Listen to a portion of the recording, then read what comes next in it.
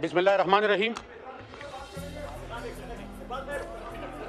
मैंने आधा घंटा बोलना है डॉक्टर साहब। ये आपको इसको क्या दर्द हो गया है जी? इसको भी दर्द हो गया, मेरे ख्याल में इसको भी कुछ मसला है। बिस्मिल्लाहिर्रहमानिर्रहीम।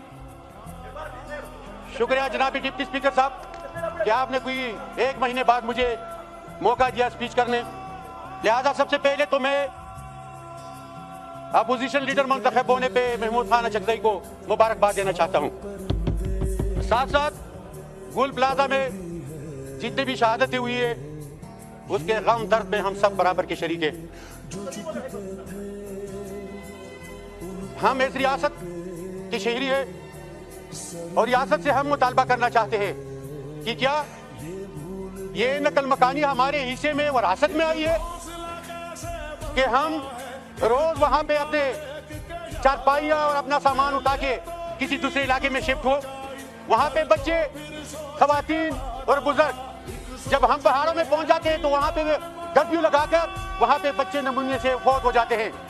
क्या हम इस रियासत से ये मुतालबा नहीं करना चाहते? क्या ये मुतालबा हमारा जायज नहीं है कि कच्चे में डाकू फिर रहे हैं, न वहां पे ऑपरेशन है न वहां पे नकल मकानी है, जबकि बाजावर में नकल मकानी जारी है, खैबर में नकल मकानी जारी है, कुरम के लोग नकल मकानी कर चुके हैं। क्या ये बाटा के अवाम जो जरूरत के वक्त शमशीर जन बन जाते हैं, जब बाटा के अवाम को जरूरत पड़ जाती है तो उनको शमशीर जन कहकर बंदूक दी जाती है। यो जनाजा बला जनाजा बला बला जनाजा, यो जनाजा बला जनाजा बला बला जनाजा, वंदुन द पख्तून सदे मुकम्मल जनाजा। लिहाजा स्पीकर साहब, हम बाटा के अवाम ये मुतालबा करते हैं तो आपके एनडीए में कहां पे है? आप लोगों ने क्या एक प्रेस कॉन्फ्रेंस की है कि दुनिया को बता दे कि यहाँ पे अमन के लिए नकल मकानी हो रही है? यूनिसीआर वाले या पूरी दुनिया इन गरीब आवाम की मदद करे? क्या आप लोगों की ये जिम्मेदारी नहीं है? सिर्फ वज़ीर आला खैबर पख्तूनख्वा की जिम्मेदारी है, सूबाई हुकूमत की जिम्मेदारी है और वहां पे मरहम लगाने के लिए सुहेला फ्रीदी है। लिहाजा इस तरह नहीं चलेगा। आप लोगों की जो जिम्मेदारी है ये कहता अभी जाके उनकी खिदमत भी करे, उनकी नकल मकानी जो हो रही है वहाँ पे एनडीएमए को ले जाए, फंड रिलीज करे, वहाँ पे उनके लिए खेलने लगाए। देखिए एक चीज जो लफ्ज़ हम एक्सपंज करते हैं, आप अल्फाज का चुनाव सही रखें। देखिए जो चीज आपने एक्सपंज करना है आपके पास इख्तियार है, लेकिन मेरे मुंह में जुबान है और हमने वादा किया है कि जो हक है सच है वो कहते रहेंगे। लिहाजा आप लोगों की जिम्मेदारी है तो आप लोगों की क्या ये जिम्मेदारी नहीं है कि वहाँ पे दुनिया के सारे उन लोगों को ले आए, आप उनको वहाँ पे यूनिसीआर को ले आए, एनडीएमए को ले आए और वहाँ पे बताए कि हाँ आप आ रहे हैं नकल मकानी अमन के लिए निकल रहे तो आपको हम ये दे रहे हैं, आपको ये रिलीफ दे रहे हैं, आपको सहूलत दे रहे हैं। ये इखलाकी जुर्रत भी होनी चाहिए तो आप जाके वहाँ पे उन लोगों की खिदमत करें। लिहाजा चंद चीजें ऐसी है कि उनको कहना इंतहाई जरूरी है। अगर बाटा की आवाम इस मुल्क की शहरी है और मैं उनका भेजा हुआ एमएनए हूँ, दिगर भी बेटे हैं, क्या पीएचडीपी में हमें शीशा मिल रहा है? क्या वफाकी हुकूमत हमें फंड रिलीज कर रही है? क्या एनएफसी अवार्ड में हमें पैसा दे रही है उन गरीब आवाम के लिए जो वहाँ पे बेघर हो रहे हैं? तो क्या हम ऐसे आएंगे जाएंगे तनख्वाह के लिए जिसमें आवाम की नुमाइंदगी ना हो? नहीं, मैं अपनी बात पूरी करूंगा। स्पीकर साहब आप करें जो भी पंच करना है करें, लेकिन बाटा के अफरीदी साहब अगर आप बार बार ये अल्फाज रिपीट करेंगे मैं माइक आपका बंद कर दूंगा। देखो स्पीकर साहब, मैंने आवाम की नुमाइंदगी करनी है। बहुत सारे हमारे ऐसे मेंबरान कौमी असम्बली थे जो हक और सच इमरान खान की सिपाही थे, उनको भी डिनोटिफाई कर दिया आप लोगों ने। लेकिन मैं सिर्फ और सिर्फ बात करूंगा आज कबायली आवाम की। कबायली आवाम चाहे वो वज़ीरिस्तान में, चाहे वो कुर्म में, चाहे वो रक्सई में, चाहे वो खैबर में या मोहम्मद बाजवर में, तो इखलाकी जिम्मेदारी भी आप लोगों की ये है कि वहाँ पे जाके बैठे।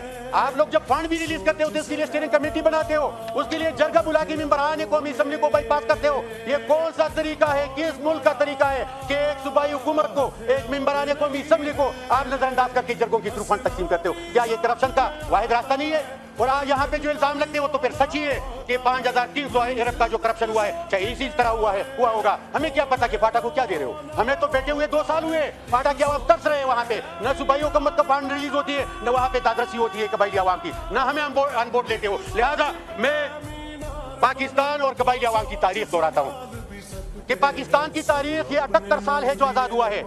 कबायली आवाम की 3000 तारीख है, जमीनें उसकी है, उसकी जमीनों पे पाकिस्तान बना है। हम इंडिया से इजाद करके नहीं आए। लिहाजा आप लोग सोच समझ कर फैसले करें क्योंकि ये रियासत हमारी जमीनों पे बना है और हम इसकी बासी है। लिहाजा हम पाकिस्तान के मानने वाले हैं, हम पाकिस्तान को तस्लीम करने वाले हैं, हम पाकिस्तान के लिए लड़ मरने वाले हैं। हमने कश्मीर आजाद किया, हम कायद-ए-आज़म की शाना बशाना लड़े हैं। हम वो लोग हैं जिसने पाकिस्तान आजाद किया। लिहाजा तो कौन सा सजा नहीं बचा जो हमें नहीं दिया गया, और किस जुर्म की? क्या हम इल्हाक़ पाकिस्तान की जुर्म के मुर्तकिब हुए? ये जुर्म हम करते रहेंगे। लिहाजा हम पाकिस्तानी हैं। आप लोग अपने तरीक़ेकार ठीक कराओ, आप लोग अपने आईनी कानूनी रास्ते पे कबायली अवाम की मदद करो, आप लोग आईनी तरीके से सूबाई हुकूमत को अपने कर्जे दो, आप आईनी तरीके से उनके बकायाजात पे करो ताकि कबायली अवाम को रिलीफ मिले। बाकी रही NFC अवार्ड की बात और PSDP में हिस्से की बात, हम इस ईवान के हिस्से है।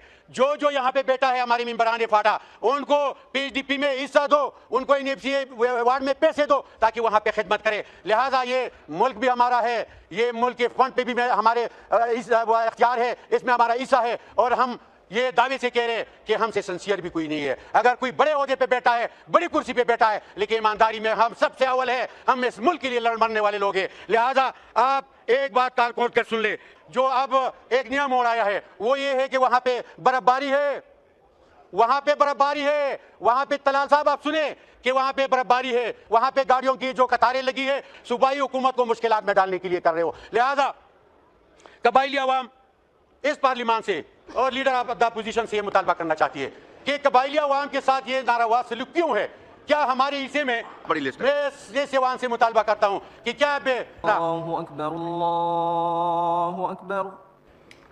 जी वाइंड अप करें, बहुत लंबी लिस्ट है प्लीज। जी मैं चंद बातें जो बहुत अहम है वो स्पीकर साहब आपको और सेवान के सामने रखता हूँ, ताकि कल ये कोई ना कह सके कि कबाइलों का हमें पता नहीं था।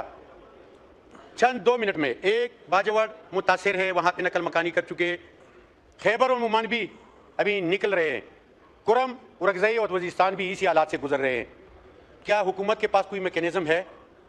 क्या जो पहले होता था कि ये प्रेस कॉन्फ्रेंस करके पूरी दुनिया को इस जो आप जिस अमन की बात करते हैं वो तो पूरी दुनिया के लिए करते हैं, तो क्या उन लोगों की भी जिम्मेदारी बनती है कि UNHCR को यहाँ पे भेजे और यहाँ पे NDA में साथ हो, वहाँ पे सूबाई हुकूमत ऑन बोर्ड हो, और वहाँ पे जो निकले हुए लोग हैं उनके लिए IDP स्टेटस दी जाए, उनको जो मराहत है वो हासिल हो और उनकी जो वापसी है वो यकीनी हो। ये जरूरी बात ये है कि जो मायदा हुआ है ये बरमुला में कहता हूँ पूरे शुक्रिया शुक्रिया, बस हो गया, आप क्या आ गए, 15 मिनट आपने बोल लिया, बहुत सारी लंबी लिस्ट है। फ्री साहब वाइंड अप कर रहे हैं जी, वाइंड अप करें।